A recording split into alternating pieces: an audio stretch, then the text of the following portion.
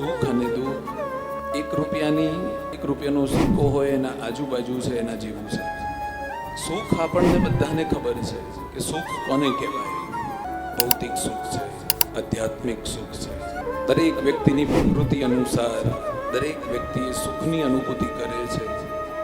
પણ મનુષ્યને એ ખબર નથી કે દુઃખ શું છે, એ દુઃખ કોને માને છે, અને જે દુઃખ છે એ દુઃખનો પ્રવેશ દ્વાર કયો, અને એ દુઃખમાંથી મુક્ત કેવી રીતે થવું. આપણે જે વિચાર કર્યો છે, જે ભગવાન પાસે માગ્યો છે, એ નથી મળતું, એને દુઃખ કહેવાય. આપણા શરીરમાં કોઈ રોગ આવ્યો છે, શું એ રોગ આવ્યો છે એને આપણે દુઃખ આવ્યું છે એવું કહી શકાય?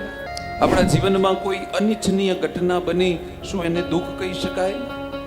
નોકરી કરીએ છીએ, પગાર વધતો નથી, એને દુઃખ કહી શકાય? ધંધો કરીએ છીએ, ખોટ આવે છે, શું એને દુઃખ કહી શકાય? આ બધા દુઃખના કારણો નથી. મનુષ્ય અવતાર મળ્યા પછી પણ ભગવાનને આપણે ભજતા નથી. એનાથી વધારે મોટું દુઃખ આ સંસારમાં, આ જીવનમાં કોઈ નથી. આપણા કર્મ અનુસાર ભાગ્યમાં કેટલીક વસ્તુઓ આવે છે અને કેટલીક વસ્તુઓ જાય છે.